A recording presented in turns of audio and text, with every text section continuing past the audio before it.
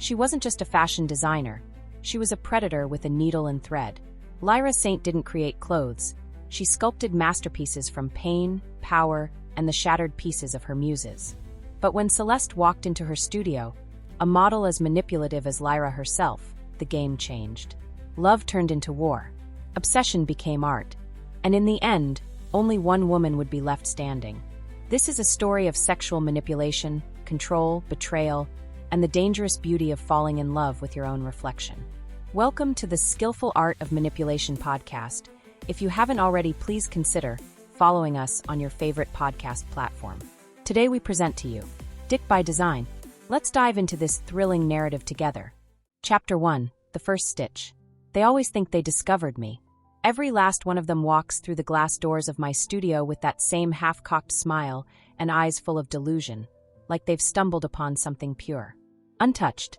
A secret gem buried in the wreckage of New York's fashion underbelly. They think I'm some miracle waiting to be branded, bought, and bagged. As if the fire in me didn't already burn through 100 men just like them. I don't get discovered. I create. And what I create, what I design, comes from something raw, twisted, sometimes beautiful, but always broken. Like me. The first time I saw Tristan, he was leaning against the arch of my showroom doorway, all legs and ego. The kind of man who wore his confidence like cologne, loud, intoxicating, and made to hide the rot underneath. 6'2", broad shoulders that made him look like a marble statue chiseled by the horny ghost of Michelangelo. His jaw was lined with just the right amount of stubble, and his eyes, dark brown, wide, vulnerable, carried that silent scream I'd seen in so many others before him. They don't know they're screaming, but I do. That's how I find them. I was sketching a long-bodied silhouette for a fall collection when he stepped in, but I didn't lift my head. Didn't need to. I could already feel the shift in the air, the weight of someone needing to be seen. "You Lyra Saint?" he asked, casual as hell, like my name wasn't etched into the goddamn fabric of fashion itself. "Depends," I murmured, not looking up. "You here to model or waste my time?" He chuckled, stepping deeper inside. "I heard you're the best. I want to be part of something bigger." I looked up then, slow, deliberate, like I was unwrapping a present I already knew I was going to return. My eyes met his and held there. I didn't smile. Didn't blink. I let the silence stretch like silk pulled taut between us. He was already mine. "Take your shirt off," I said, standing and setting my charcoal pencil down on the edge of the table. He hesitated, just for a second, but then he obeyed. "Good boy." His shirt dropped to the floor, revealing sculpted abs, soft caramel skin, and a tattoo across his chest that read "No regrets." "Cute," I said, stepping closer. "Let's see how long that holds up." He didn't flinch when I touched him, my fingers cold from hours of sketching. I traced his collarbone, slow and steady, like I was reading Braille on his bones. My nails grazed down his chest, stopping just above his waistband. He inhaled, shallow and shaky. "I can make you a star," I whispered, lips brushing against his ear. "But it'll cost you." He looked down at me with those desperate, beautiful eyes. "Whatever it takes." Poor thing. He really meant that. I called him Muse 1 in my notes. Never by name. Names made things personal. Names made people real. And the moment a man becomes real to me is the moment I lose my grip. I don't lose. Over the next 3 weeks, Tristan became my newest addiction. Not because he was interesting. Not because he was talented. But because he was willing. And willingness, that blind, eager surrender, is my drug of choice. We started with fittings. Casual touches. My fingers adjusting a seam near his inner thigh. My hand sliding across his hip to feel how the fabric fell. I told myself it was for the design, but it wasn't. I was testing him, tasting the edge of his comfort, seeing how far I could push before he broke. Turns out not far. He followed me around the studio like a pet, bringing coffee, hanging my fabrics, making soft moans when I brushed past him. He wanted me to notice him. He needed it, and so I gave him just enough to keep him on the hook. Then came the first night. It was raining. I remember because the thunder shook the windows like an omen. He stayed late to help with a late-night concept fitting. I told him to strip and stand in front of the floor-length mirror. He was nervous, excited, his cock already half-hard under the spotlight. I circled him, eyes devouring every inch of his reflection. Then I grabbed a spool of black silk and began wrapping it around his chest, tight, intentional, almost binding. "You're not just a model," I whispered, threading fabric across his skin. "You're a message. Your pain, desire, guilt, shame, and control." He swallowed hard. Control. I leaned into his back, lips at the base of his neck. Mine. That night, I fucked him against the mirror. Made him watch himself unravel under me. I whispered my visions between moans, told him how he would be the center of my next line, how his tears would become the texture in my coats, how his heartbreak would be stitched into every hem. And he let me. He cried, God, he cried, but not because he didn't want it. He cried because he did. After that, he stopped being Tristan. He became something else. My shadow. My echo. My muse. But muses burn out. And he burned fast. He stopped showing up on time. Got jealous when I worked with other models. Started asking questions. What are we? Why don't you treat me the same offset? Do you even care about me? No, I didn't. But I said nothing. I just watched him drown. He started drinking more. Showed up high once. Smelled like weed and cheap heartbreak. I should have fired him, but I didn't. I wanted to watch the collapse. And when it came, it was glorious. He showed up one night, drunk, shirtless, screaming about how I used him. He said I broke his spirit, turned his body into a costume for my fucked up fantasies. You don't see people, Lyra, he spat.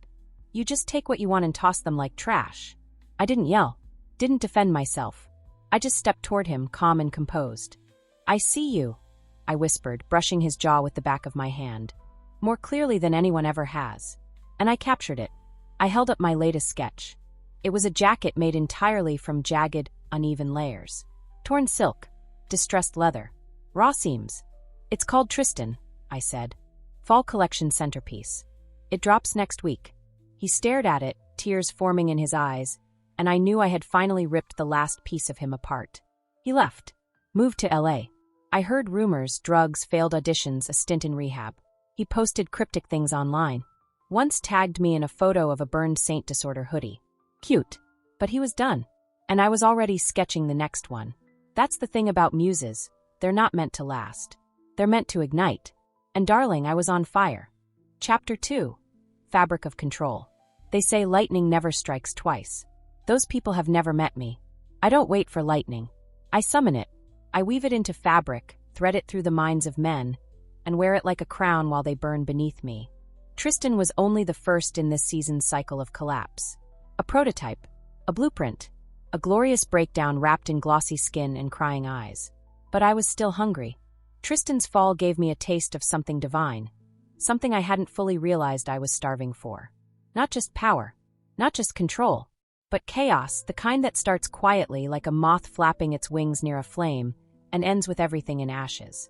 So when Adrian walked into my world, the air shifted again. Not in the subtle, begging way that Tristan had slithered in, but like a storm arriving mid-sentence, loud, proud, and crackling with intent. He was the type of man who didn't need to be discovered. He walked like he already owned the room. Hair like jet black ink, skin like rich mahogany polished by sunlight, and a jawline that belonged on a Greek tragedy mask. His smile was dangerous, smug, a little too charming, and entirely practiced. He came in during a casting call I wasn't even supposed to attend. I'd left the selection process to my assistant, Camila, who had impeccable taste and no patience for bullshit. But something pulled me into the viewing room that day, like a sixth sense nudging me toward my next masterpiece. He stood on the white stage platform, wearing nothing but black jeans and a stare that challenged the air around him. Name? Camila asked, clipboard in hand. Adrian Leroux. Of course. A name that sounded like sin dipped in chocolate. And you've modeled where? She continued, cold and clipped. Paris, Milan, Cape Town. But I'm here for something different. Something more dangerous. That's when our eyes met. And just like that, I knew. He wasn't here to be molded. He was here to play. He thought he was the one holding the needle. I watched his audition in silence. Watched the way he held tension in his shoulders, the deliberate stillness in his body, like a man trained to seduce with silence. I could see the darkness underneath, how he fed on being watched, being wanted. The subtle twitch in his jaw when he caught me looking. The smirk that danced on his lips when I didn't blink. Bring him in, I told Camila later, dismissing the rest of the roster without a second glance. You sure? She asked. He seems slippery. That's the point. 2 days later, he walked into my studio. This time alone. His stride was slower, more calculated. He wore a sheer button-down that exposed just enough to dare me, and cologne that lingered behind like a question mark. When he stepped through the archway, I was standing over a dress form, pinning layers of blood-red silk to a corset bodice. The fabric bled onto the floor in a trail behind me. He didn't speak. Neither did I.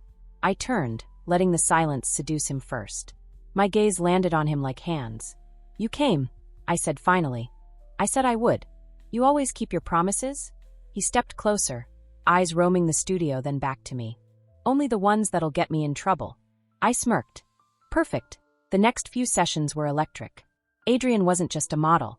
He was a fucking performance. Every pose, every gaze, every interaction was choreographed down to the breath.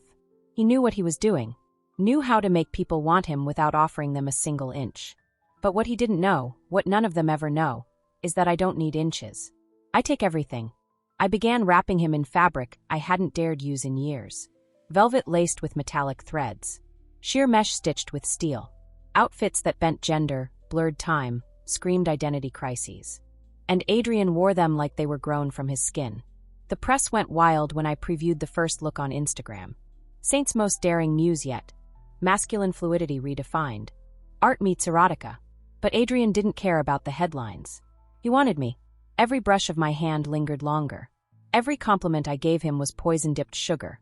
He started showing up early, offering to help late into the night, letting his fingers graze mine when we worked over bodices and stitch lines. It was subtle at first, until it wasn't.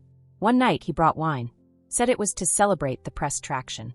We sat on the studio floor, surrounded by spools of thread and scraps of shattered silk. I wore a white tank and leather pants. "No bra," he noticed. "You always this cold to your muses?"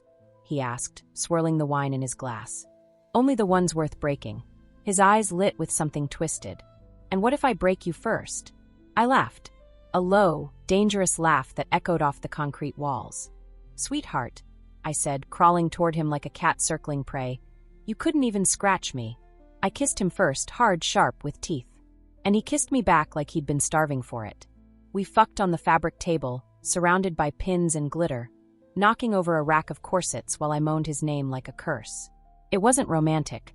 It was warfare. After that night, everything shifted. He stopped being Adrian, the model, and became Adrian, the contender. He challenged my designs, questioned my control. Once, he even suggested I soften the silhouette of a leather trench I'd sculpted to be jagged on purpose. "It's too violent," he said. "That's the point," I snapped. He raised a brow. "Not everything needs to scream to be heard." And that's when I knew we were officially circling the same throne. He wanted to design me. Oh, how deliciously foolish. So I took the game deeper. I brought in another muse, just for one session. A blonde, lean, forgettable thing named Luca. I had him stripped down just like Adrian and started pinning fabric directly onto his skin. Adrian watched from across the room, silent rage pulsing beneath his calm. That night, he cornered me in the dressing room. "You trying to make me jealous?" I leaned against the vanity, lip gloss smudged from the heat of the day. "Why? Are you?" He stepped closer. "You know exactly what you're doing." "Yes," I whispered. "That's why you came back." He grabbed my face, kissed me like he was trying to erase the air between us. I let him. Then I pushed him back with a force that knocked over a stool. "You don't own me," I growled. "I should." That sentence haunted me for weeks. It sat in the corner of every room we were in together, watching us like a ghost we'd invited in with our mouths. And the worst part? A piece of me agreed. Adrian didn't fall the way Tristan did. He didn't cry. Didn't beg. He fought. He fucked me like he was trying to ruin me, said things in bed that scorched my skin. He told me I was the most terrifying thing he'd ever loved. And still, I felt the crack forming. It scared me. So I did what I always do when fear creeps in. I buried it in creation. The next line was brutal. Raw leather, exposed zippers, necklines that choked instead of seduced. Models wore collars. Adrian wore chains. I called the line deconstruct. The critics called it a revelation. A rebirth. The kind of art that only comes from surviving something violent. They weren't wrong. Adrian didn't leave like Tristan. He didn't OD or spiral. He just disappeared. One day, he was in the studio. The next, his number was disconnected, and his Instagram wiped clean. I heard whispers he went underground. Started his own line. Some said he was in Berlin. Others said he'd become a dominatrix's submissive in Prague.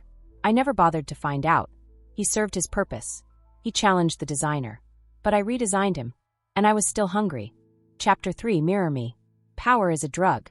Not just in the way it intoxicates, but in how it changes your chemistry. How it rewires the circuits of your brain to need more, want deeper, push further. I wasn't chasing fame. I had that. I wasn't chasing sex.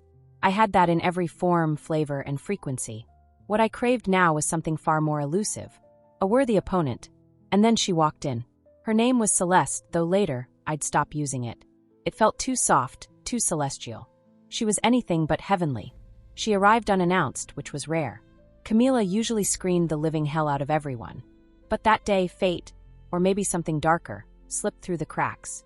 I was pacing around my showroom, frustrated over a couture piece that wouldn't hang right on the hips, when I heard her voice cut through the air like silk-wrapped venom. "This hemline is criminal. Who let it live?" I turned, and there she was, leaning against the archway, arms crossed, one eyebrow cocked with effortless arrogance. She was tall, almost as tall as me in heels, and built like something sculpted to start wars. Tight, angular frame, ash-blonde bob, eyes so green they looked like polished emerald stolen from a vault.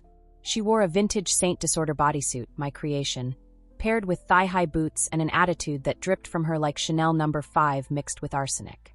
"I'm sorry, do I know you?" I asked. "You will," she said, stepping forward. "You're Lyra. I'm what comes next." My first instinct was to cut her down with words sharp enough to draw blood. But something stopped me. Not fear. Not admiration. Curiosity. Camila rushed in a few seconds too late, breathless and flustered. She slipped past the front, said she had a one-on-one booked. "I didn't," Celeste admitted. "But I knew you'd want to see me. The fucking nerve." She didn't ask for permission. She knew. I liked that. For now. I studied her. "You model." "I become," she said, smiling. "Whatever you need me to be. Victim, villain, vision. Just tell me where to stand." It wasn't what she said. It was how she said it. Like I was the one being recruited. I told Camila to give us the room. She lingered, but I didn't look at her. My attention was tethered to the stranger who walked in like she'd built the floorboards herself. "You wear my line well," I said, nodding toward the bodysuit. "I wear it better than you imagined it." That one stung, but I didn't flinch. I stepped in closer, watching her body for tells. A twitch, a tremble, a mistake. She didn't blink. "Take off your boots," I ordered. "And your jacket. Stand in the light." She obeyed without hesitation, shedding layers like second skin. Her bodysuit clung to her frame like desire incarnate. Under the spotlight, she transformed, posture tightening, expression softening, like she was stepping into a role. I circled her, slow and deliberate. "You think you can handle me?" I asked, barely above a whisper. "No," she replied. "I know I can outlast you." It was a declaration, not a challenge. And I fucking loved it. I let her stay. Over the next week, Celeste slid into my studio like a whisper between walls. She didn't just model. She became the ghost of every unspoken trauma stitched into my designs. She made pain look like poetry. In fittings, she didn't ask for breaks. She didn't complain about pins stabbing skin or corsets bruising ribs. She smiled through it, eyes burning with something both familiar and foreign. She understood the art, but more importantly, she understood me. One night, I watched her alone in the mirrored hallway, trying on one of my unreleased concept gowns. A gown no one else had even been allowed to see. Crimson velvet, neckline slashed to the navel, a cage of satin bones down the back. She twirled, slow and sensual, admiring her own reflection. Her fingers slid down her thighs, up to her collarbone. She kissed her own shoulder, like she was falling in love with herself in my art. It made something deep in my gut twist. Rage? Envy? Lust? I couldn't tell. "Who said you could touch that?" I asked from the doorway, voice laced with venom. She didn't flinch, didn't even turn to look at me. "I didn't touch it," she said. "It touched me." I stormed toward her, grabbed her wrist, spun her to face me. Our chests collided. "What game are you playing?" I hissed. She smirked. "The same one you are."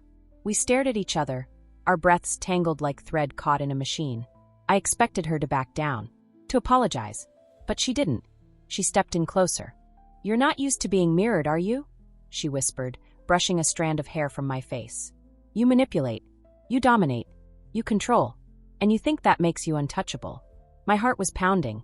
She leaned in, her lips ghosting over mine. "But you bleed like the rest of us, Lyra." She kissed me. Soft. Slow. But with a tension that felt like it could break the earth in half. I didn't kiss her back at first. I let her. I tested the weight of it. The danger. The hunger. And then I kissed her like I wanted to set fire to every thread between us. We fucked in the studio that night. Violent. Wordless. Equal parts punishment and pleasure. Fabric tore. Buttons popped. A mannequin shattered on the floor. And when it was over, I lay there panting, staring at the cracked ceiling tiles above us. I felt exposed in a way I never had before. She hadn't just entered my body. She had read it. Days blurred after that. We created like maniacs. I pushed her into contortions no other model could hold. Draped her in my darkest, most personal pieces. Things I hadn't even named yet. She told me I was a genius. That she saw me more clearly than anyone ever had. She whispered it between bites. Between moans. Between breaths that smelled like wine and recklessness. But then it started. The mimicking. She began dressing like me. Speaking in clipped syllables the way I did. Carrying a sketchbook. Drawing concepts. Suggesting adjustments. One morning, I found her coaching another model in my tone. Posing her like I would. Eyes hard. Voice soft. Manipulative. Who the fuck do you think you are? I asked. She tilted her head. Learning from the best. No. You're copying me. Isn't that what muses do? She asked. Reflect the artist? I slammed her sketchbook onto the floor, pages scattering like dead birds. I made you, I growled. No, she said, eyes dark and steady. You woke me. And that's when I knew I'd gone too far. I hadn't just created a muse. I'd created a monster. She started texting my clients behind my back. Booking private shoots. Posing in unreleased garments. Even leaked a teaser to a fashion blog that quoted her as Saint Disorder's rising co-designer. I should have destroyed her right then. But I couldn't. Because every time I tried to sever the thread, I found myself tangled deeper. Her voice haunted me. Her body called to me. Her ambition excited me. She was everything I was, reflected and reversed. And somewhere in that fucked up mirror I lost control. The final blow came when she entered a competition under her name, wearing my designs. Not a reinterpretation. My actual unreleased designs. The judges hailed her as a bold, emerging force.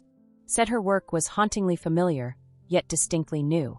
I watched her on stage, flashing her serpent smile, holding the trophy in one hand and my legacy in the other.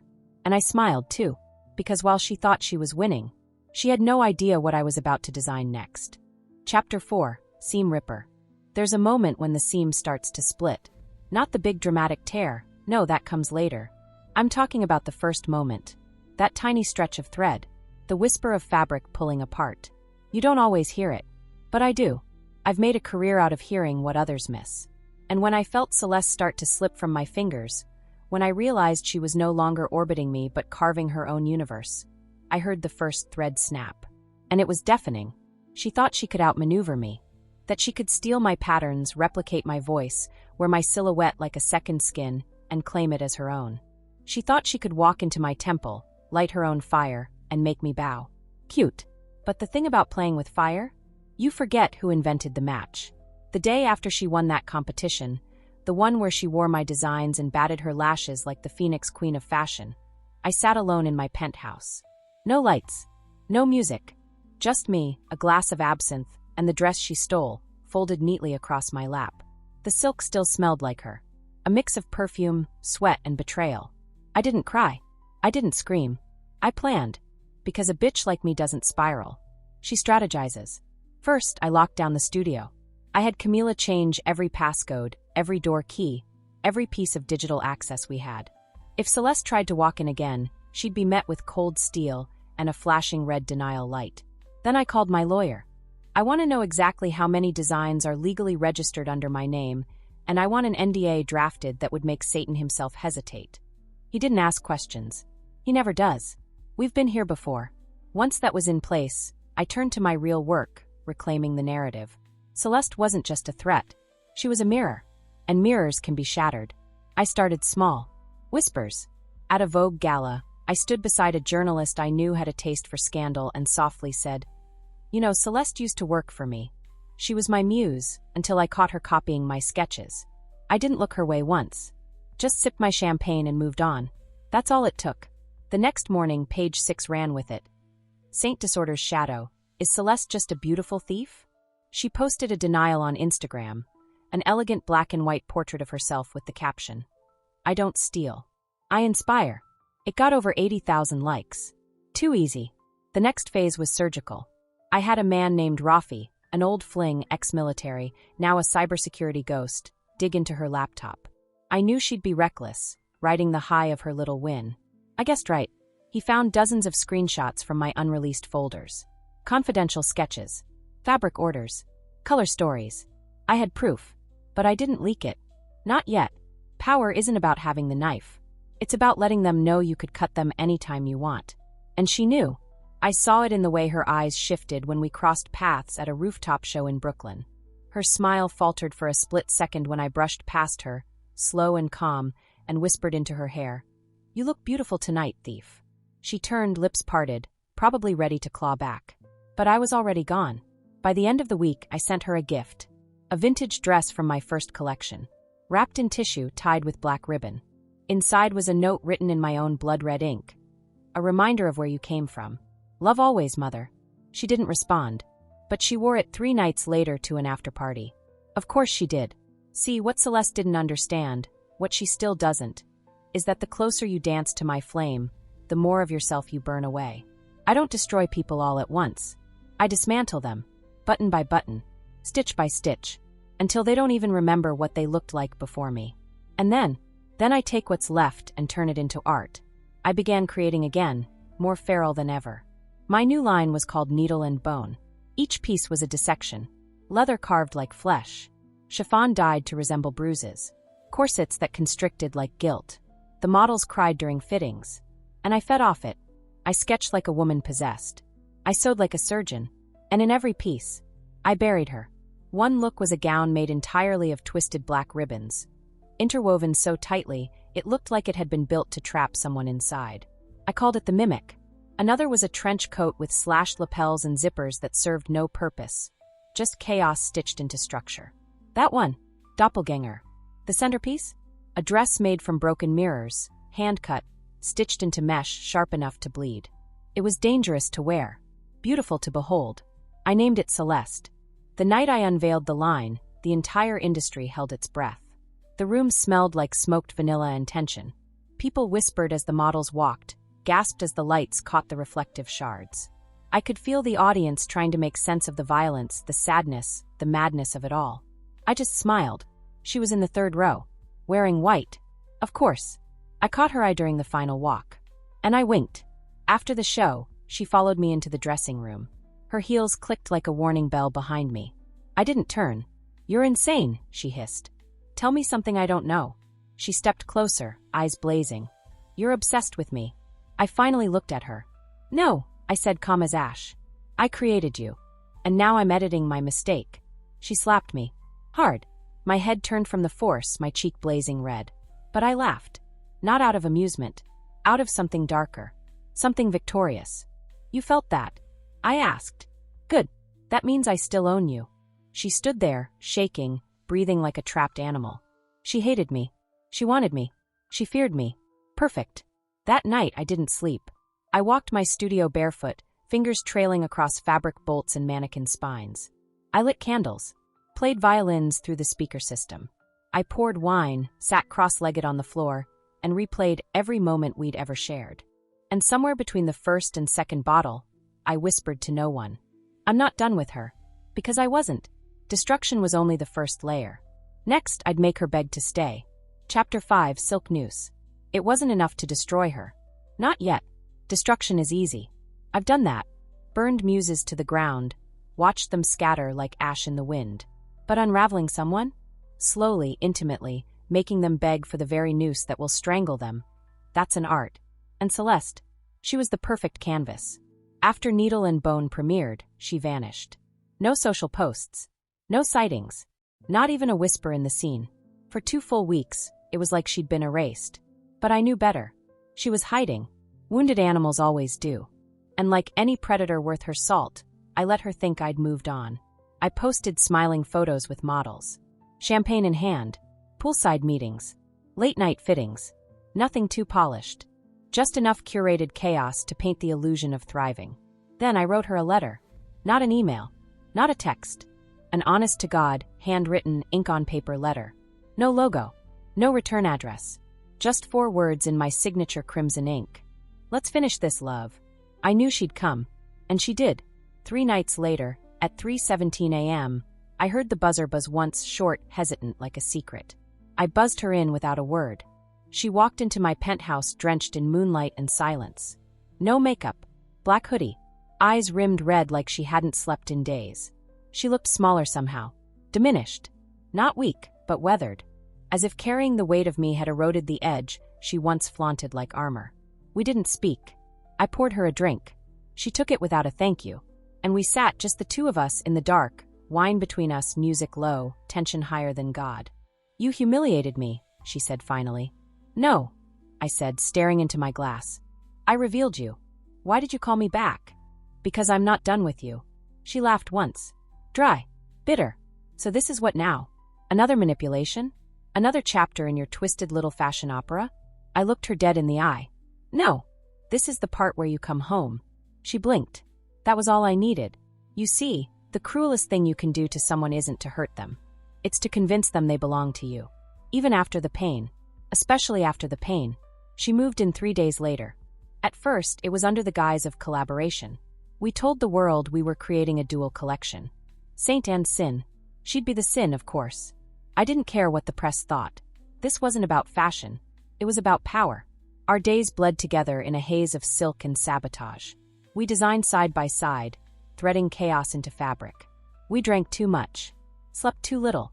We fought over colors, textures, necklines. We screamed. We kissed. We clawed. Some nights we shared a bed. Other nights she slept on the studio floor, wrapped in scraps of lace and rage. I'd wake to find her sketching in the dark, hair wild, eyes glowing with hunger. She was haunted, and I was the ghost. We made love like war, rough, primal, punishing. One night, I tied her wrists with measuring tape, pulled her close, and whispered into her mouth, "Tell me who you belong to." She didn't answer, so I made her come until she cried. She curled into my chest afterward, shaking, whispering my name like a prayer and a curse. The next morning, she was gone. Again, that became our pattern. She would disappear, sometimes for hours, sometimes days. And every time, she came back thinner, sharper, like she'd shed some part of herself out there just to be light enough to crawl back to me. She was unraveling. But what I hadn't accounted for. So was I. Because there were moments, brief, cruel moments, when I wasn't sure who was pulling the strings anymore. She'd started filming me when I wasn't looking. Little clips. Me sketching. Me sleeping. Me screaming at a mannequin for slouching. Once, she caught me crying in the bathtub, drunk off absinthe, smearing lipstick onto a napkin like it held secrets. She showed me the videos. Not as a threat. As a mirror. "Look at you," she whispered. "You're beautiful when you break." I should have slapped her. I kissed her instead. And when we fought, oh God, when we fought, it was biblical. She threw a pair of shears at me once. Missed my face by an inch. I broke her sketch pad over my knee. She poured red dye on one of my gowns. I locked her out on the balcony naked in the rain. And then we'd fuck like the world was ending. Love? No, this wasn't love. It was codependency with a designer label. A shared addiction. And the high was starting to rot us. Camila staged an intervention. Sort of. She pulled me aside in the middle of a shoot and said, "Lyra, you're not designing anymore. You're bleeding." I laughed in her face. But later, I stood in front of my own closet and realized she was right. I hadn't sketched anything new in weeks. I'd been recycling fragments. Fractals of past collections. Sewing pain into pain. Celeste was no longer my muse. She was my mirror. And I didn't like what I saw. So I made a choice. I invited her to dinner, some exclusive rooftop affair with industry people, overpriced wine, and music so soft it felt like an apology. I had her wear the original Saint Disorder piece she first walked into my studio wearing. I wore black. Hair slicked back. Red lips. No earrings. Bare throat. "I want a toast," I said as the sun set behind her. "To what?" she asked, suspicious. "To endings." She blinked. "Are you breaking up with me?" she said, like we were 12. "No," I said. "I'm reclaiming myself." I stood, leaned close, and whispered against her cheek. "I don't need a mirror anymore. I remember who I am." She didn't speak. She didn't cry. She simply stood, kissed my cheek, and left. And this time she didn't come back. Not that night. Not the next. Not the week after. Her things were still in my closet. Her perfume still on my pillows. Her unfinished sketches still on the wall. But Celeste, gone. For good. And for the first time in months, I felt something strange. Not triumph. Not heartbreak. Silence. The kind of silence that settles in when the noise finally stops, and all you can hear is yourself breathing. I looked around my studio, my penthouse, my life, and I asked the question that had been waiting in the walls. Who am I without the chaos? Chapter 6, The Silence Between Stitches. It didn't hit me right away. Her absence. It crept in, soft and slow, like dusk bleeding into the corners of the sky. The kind of absence that doesn't announce itself with slammed doors or screaming exits. It just settles. Like dust. Like rot. Like the hollow sound of your own breath echoing through too many rooms. At first, I told myself it was good. Healthy. Necessary. Celeste was poison wrapped in velvet. Seductive, brilliant, unpredictable. And I'd swallowed every drop. My bloodstream still pulsed with her voice, her laugh, her scent. But she was gone. And I had to detox. Had to come back to myself. Reclaim my studio. My body. My mind. But self-reclamation is not as cinematic as people like to believe. It's not all yoga and wine and triumphant music swelling in the background.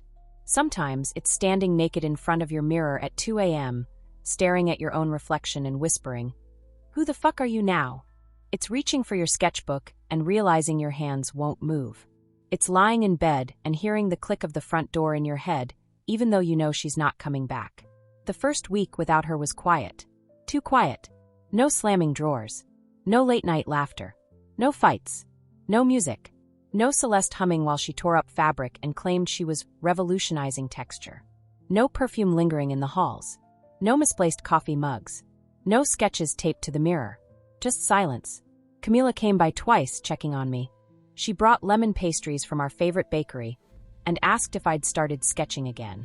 I told her yes. I lied. I couldn't touch a pencil. Not because I had nothing to draw, but because everything I saw was her. Celeste in motion. Celeste in stillness. Celeste folded over a dress form like a broken wing. Celeste smoking in the bathtub, hair wet, eyes glassy. Celeste screaming. Laughing. Coming. Celeste leaving.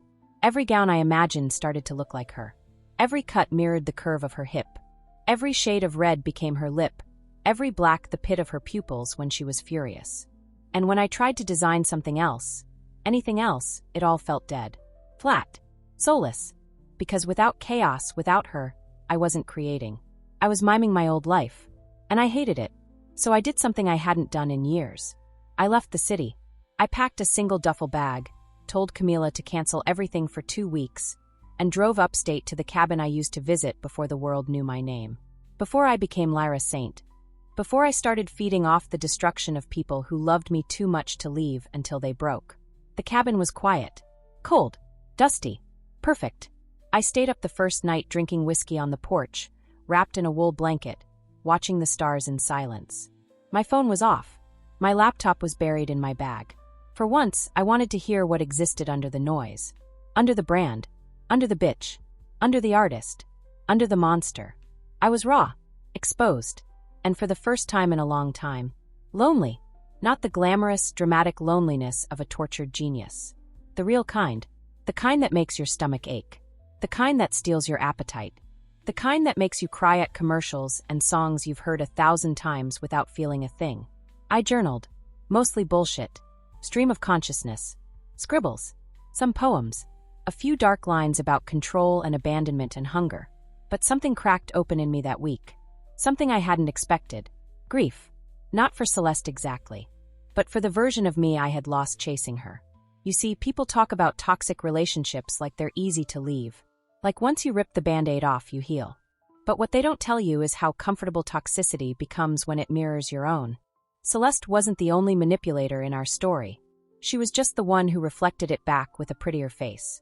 By day 6 in the cabin, I started sketching again. Slowly. Rough lines. Abstract concepts. Things I didn't fully understand. Dresses that looked like cage doors. Suits that unraveled into ribbons. Boots with no soles. Capes shaped like scars. It wasn't pretty. It wasn't polished. But it was honest. One afternoon, I found a feather outside on the porch, jet black, frayed at the edges. I stared at it for 20 minutes. Then I pinned it to the center of a page and wrote. She never flew. She just fell in style. I laughed so hard I cried. By day 10, I was sleeping through the night. By day 12, I had 3 full concept boards and a folder titled Closure Collection. And by day 14, I came home. The city felt different. Not louder. Not colder. Just less threatening. I walked back into my studio with a different breath in my chest. Not the manic, desperate inhale of a woman trying to outcreate her demons, but the slow, measured breath of someone who had survived herself.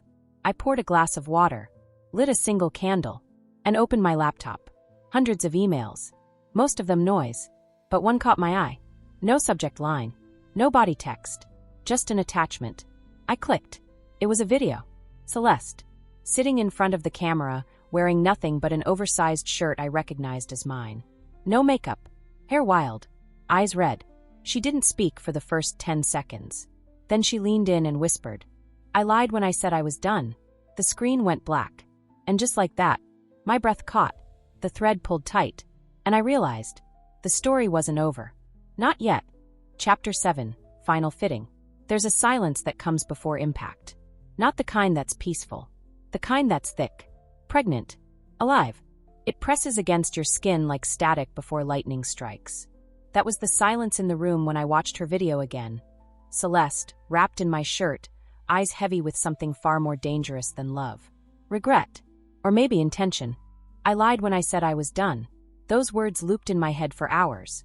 I tried to ignore them, to file them away under manipulation tactics, an old trick in the toxic playbook. But this wasn't a game anymore. Not for her. Not for me. Something had shifted. We'd broken each other, stitched ourselves back together wrong, and now the seams were unraveling. I poured a drink. Then I watched it again. This time, I paused the video frame by frame, studied her face, her posture, the way her hands trembled in her lap. She was scared, but not of me, of herself.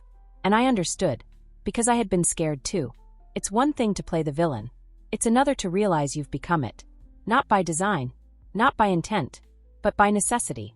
To survive, to protect, to stay one step ahead in a world that eats women like us alive. She didn't say where she was, didn't ask to meet, didn't beg. She just sent the video, and vanished again. But I couldn't let it sit there.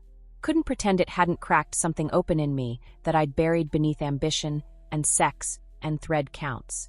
So I did the only thing I knew how to do. I built something. A new line. The last line. I called it closure. No frills. No PR stunts. No models. Just me. In my studio. Alone. Designing every piece by hand. Bleeding onto fabric. Ripping old gowns apart and turning them into something new. A collection of ghosts stitched into redemption. Each piece was an exhale. The first was a gown made from shredded past collections, each one representing a muse I'd burned. Tristan, Adrian, even the faceless ones.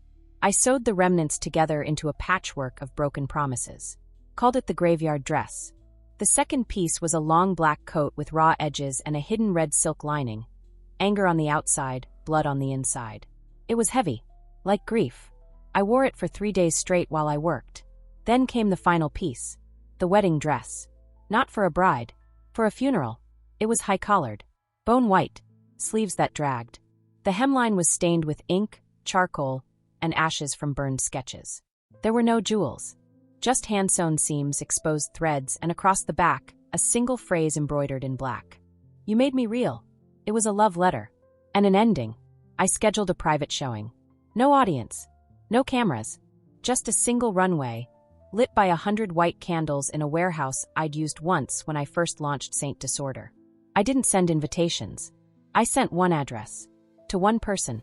Celeste. I didn't know if she'd come. I didn't prepare a plan if she did. I just stood backstage, listening to the music build, slow cello, echoing footsteps, soft rain effects. My hands trembled for the first time in years. Not from fear, but anticipation. And then, she walked in. Not down the runway. Not through the front. She came backstage. Through the back door. Like she always had. There she was. Hair shorter. Dyed darker. Eyes swollen from tears she'd clearly fought. She wore black leather pants, a sheer blouse, no bra. She didn't smile. Didn't speak. She just stared at me. Like I was something she didn't expect to still exist. Alive. Whole. Hers. You came, I whispered. I almost didn't, she said. But I needed to see you one last time. I stepped toward her. Do you hate me? Yes, she breathed. And I miss you. We stood inches apart. Both of us breathing like survivors pulled from the wreckage of the same crash. I made something, I said. For you. For us. She looked past me toward the runway, and then nodded. We walked together. No one else in the room. No applause. Just flickering candlelight and the scent of rose oil and wax.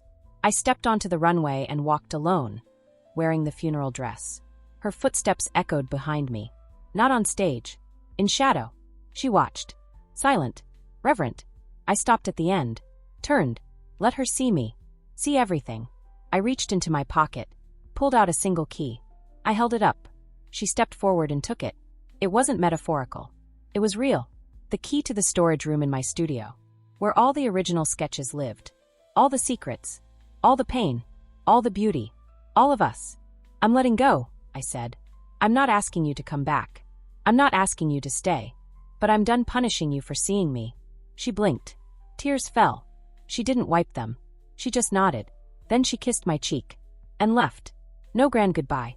No promises. Just silence. But this time, it didn't feel empty. It felt clean. The next morning, I shut down Saint Disorder. No press release. No drama. Just a locked door and a new beginning. I moved into a smaller studio. No muses. No mirrors. Just me and fabric. Designing not from pain, but from peace. And when I think of Celeste now, I don't ache. I smile. Because she didn't ruin me. She revealed me. And maybe that's what a muse really is. Not someone you use, but someone who makes you look so deep inside yourself that you finally see what's been hiding there all along. I still wear the funeral dress sometimes. But not for mourning. For memory. For survival. For rebirth. This is the last line I'll ever sew. And every stitch? It's mine.